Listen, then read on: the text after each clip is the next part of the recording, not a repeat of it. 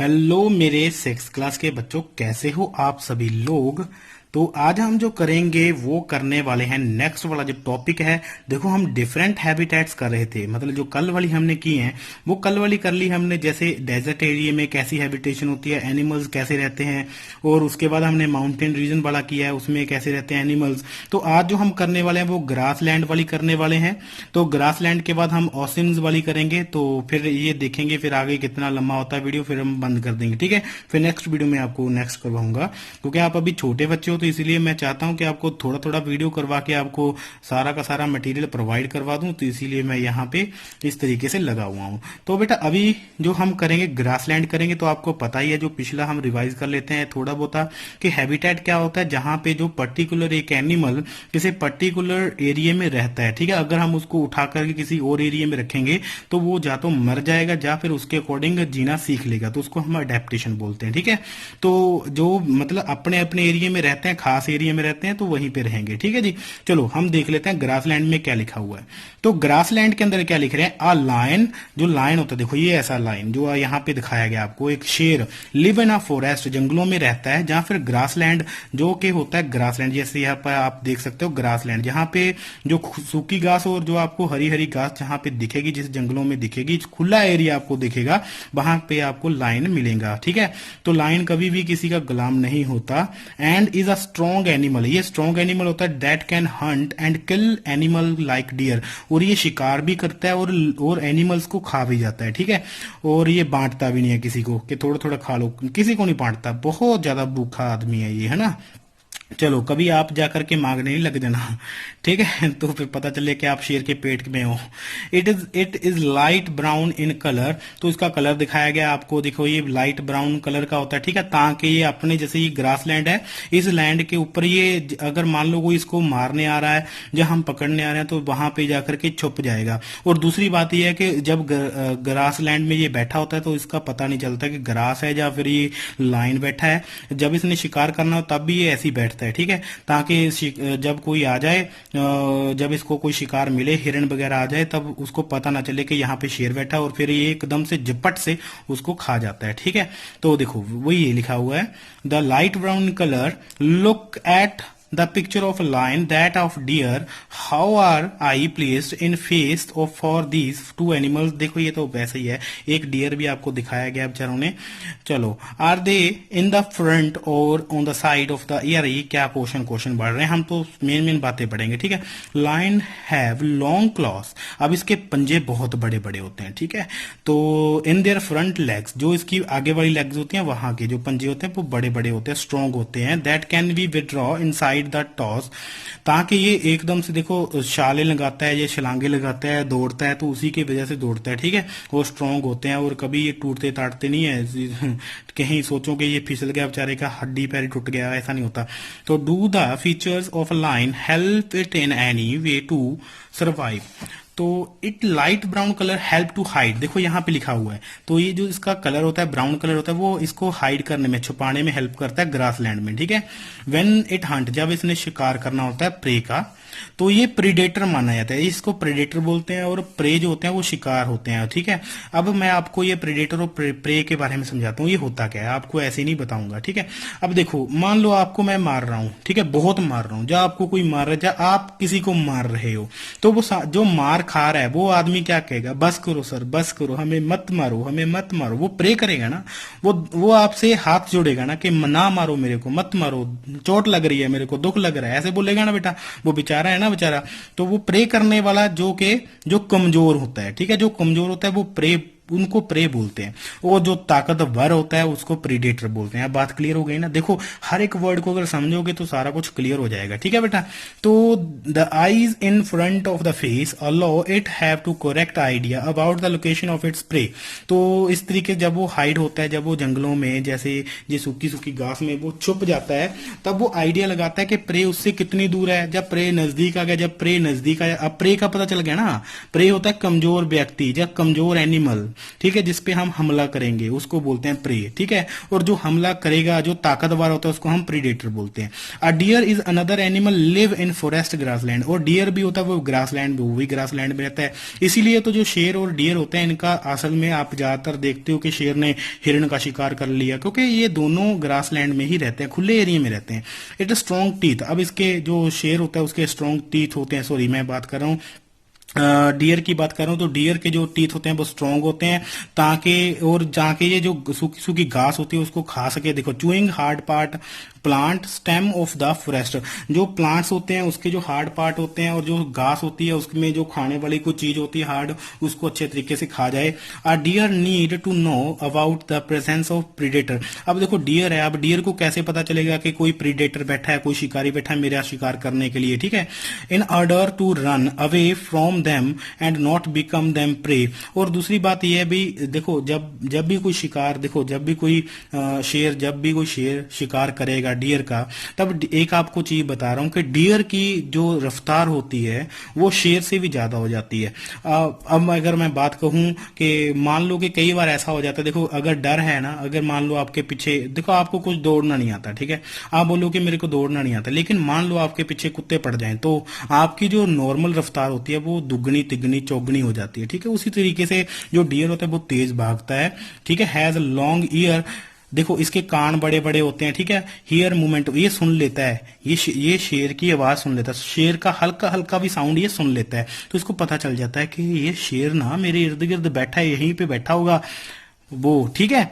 तो the eyes of side of its head allow to look in all direction for danger. अब अगर मैं बात करूं, जो डियर होती है, डियर की देखो आंखें कहां पे हैं, देखो साइड पे होती हैं, ठीक है। अब परमात्मा ने हर एक को बहुत कुछ दिया है, ठीक है, बचने के लिए भी, बचाने के लिए भी और गवाने के लिए सब कुछ दिया है। अब जो डियर होता है, डियर को साइड पे आंखें क्यों दी हैं? क्योंकि ये सारी डायरेक्शंस में देख सके कि शेर कहां पे रहता है, ठीक है। अगर उसको लगे कि मेरे को कोई डेंजर है, खतरा है, यहाँ पे शेर बैठा, तो तभी उसी टाइम भाग जाता है डियर, ठीक है, उसी टाइम हिरण भाग जाता है। वो कोई टाइम होता है जब शेर के मुंह में ये शिकार लग जाता है, ठीक है। अदरवाइज बहुत डिफिकल्ट होता है जब शेर इसको शिकार बनाता है, ठीक है, फिर काफी दौड़ लगती है। आपने कभी देखा होगा, डिस्कवरी चैनल लगा करके देखना। तो यही था बेटा। अब है ओशियंस की बात करें, ओशियंस में क्या होता है, एक्वाटिक है। देखो ओशियंस क्या होता है, समुद्र होता है, समुद्रों में अब क्या है, पानी।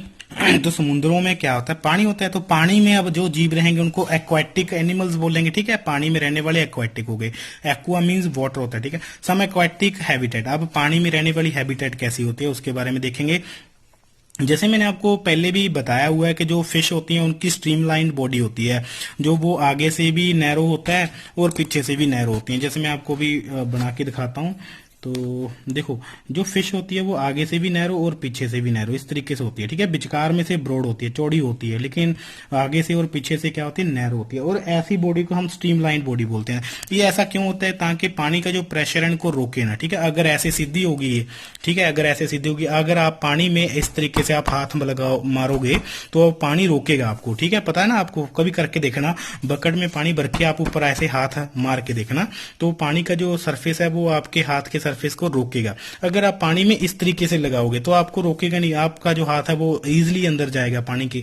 तो इसीलिए इनको स्ट्रीमलाइन बॉडी बोलते हैं, ताकि वो मूव कर सके इजीली वाटर के अंदर। देखो वही लिखा हुआ है, there are some sea animal like squid and octopus. अब ऑक्टोपस भी होते हैं, स्क्वैड भी होते हैं। अब अगर देखें कुछ, क्या पानी में सिर्फ फिश रहती है? नहीं रहती। स्टार फिश भी होती है, ऑक्टोपस भी होता है, स्क्वैड भी होता है, और समुद्री घोड़ा भी होता है जिसको हम बोलते हैं सी हॉर्स भी बोलते हैं। ऐसे बहुत सारे एनिमल्स आपको मिलेंगे, वेल भी मिलेगी, शार्क भी मिलेगा, मतलब आपको करोड़ों के करीब आपको जानवर मिलेंगे। ऐसा नहीं है कि ओनली फिश रहेगी, ठीक है। तो बहुत सारी हैबिटेट है उसके अंदर, तो which do not have this streamline shape. अब अगर ऑक्टोपस की बात करूं तो ऑक्टोपस की स्ट्रीमलाइन बॉडी नहीं होती, ठीक है। ऑक्टोपस आपने देखा है तो सर्च कर लेना आप, ठीक है। दे stay deeper in the oceans. ये समुद्र के डीप में रहता है, ठीक है। देखो अब समुद्र है, समुद्र के 3 फेज होते हैं। एक तो अपर वाला फेज जहां जो सरफेस फेज होता है, जिसपे आपकी बोट, किश्तियां वगैरह आपकी तैरती हैं, ठीक है। एक मिडल वाला फेज जिस जो मिडल में भी कुछ जानवर रहते हैं, और एक डीप वाला फेज जहां पे सूरज की जो रोशनी है वो कम जाती है, ठीक है, जाती नहीं है ऐसे मान लो। तो जो जहां पे कम जाती है सूरज की रोशनी वहां पे आपको ऑक्टोपस मिलेगा। They stay deeper on the ocean, देखो लिखा हुआ है, तो आपको डीप में मिलेगा, near seaweed and catch and any prey that move toward them, however they move in water they make their body shape streamlined. हाँ, और दूसरी बात यह है कि जब ये इसने पानी में तैरना होता है ऑक्टोपस ने, अब ऑक्टोपस की अगर मैं आपको बॉडी बना के ही दिखा देता हूं, कई बच्चे सोच रहे हैं कि ऑक्टोपस होता कैसा है, तो देखो ऑक्टोपस की बॉडी ऐसी होती है, तो इस तरीके से एक, ठीक है, एक इस तरीके से, एक इस तरीके से, ऐसे बहुत सारी टांगे होती हैं इसकी ऑक्टोपस की, ठीक है। तो यहाँ पे उसकी आईज होती हैं, तो ये ऑक्टोपस होता है। जब ये ऑक्टोपस ने तैरना होता है तो ये अपनी बॉडी को स्ट्रीमलाइन बना लेता है, देखो इस तरीके से बना लेता है, पूरी अपनी लेग्स को इस तरीके से कर लेगा फिर ये, ठीक है, इस तरीके से बना लेता है, स्ट्रीमलाइन बना लेता है फिर ये। तो अब मान लो इसने कोई शिकार करना है, वो देख लिया इसने, ठीक है, तब भी फिर तैरना पड़ेगा, तब भी फिर अपनी बॉडी ऐसे बना लेता है, ठीक है। अब जितने भी पानी में रहते हैं सारे वो गिल्स की हेल्प से जो है सांस लेते हैं, ठीक है। अब हम तो नाक से लेते हैं सांस, लेकिन ये जो पानी में रहते हैं एनिमल, इनके गिल्स होते हैं, तो गिल्स की हेल्प से ये पानी लेते हैं। पानी में अब ऑक्सीजन कहाँ से होती है? पानी में ऑक्सीजन देखो घुली हुई ऑक्सीजन, डिजोल्व ऑक्सीजन होती है, थोड़ी बहुत ही ऑक्सीजन होती है जो कि एनिमल्स यूज करते हैं लेने में। तो इसलिए एक आपको ये मॉडर्न चीज बताऊं, जो हमारा ब्रीथिंग रेट होता है ये ज्यादा होता है। जो समुद्रों में रहने वाले एनिमल्स हैं, जब वो सांस लेते हैं, तो जब जैसे आप ये करते हो ना, सांस लेने का एक ब्रीथिंग रेट बताऊं आपको, जैसे सांस को अंदर लिया, सांस को बाहर निकाला, ठीक है, ऐसा जो ब्रीथिंग रेट होता है, हम तो तेजी से लेते हैं, लेकिन सॉरी स्लो स्लो लेते हैं, हमारा जो ब्रीथिंग रेट है वो स्लो होता है। लेकिन समुद्रों के पानी में रहने वाले एनिमल्स, उनका ब्रीथिंग रेट बहुत ज्यादा होता है, वो बहुत तेजी से सांस लेते हैं, ठीक है। कभी आप देखना, फिश को देखना कभी आपको डॉल्फिन मिलेगा, आपको वेल मिलेगी, ठीक है।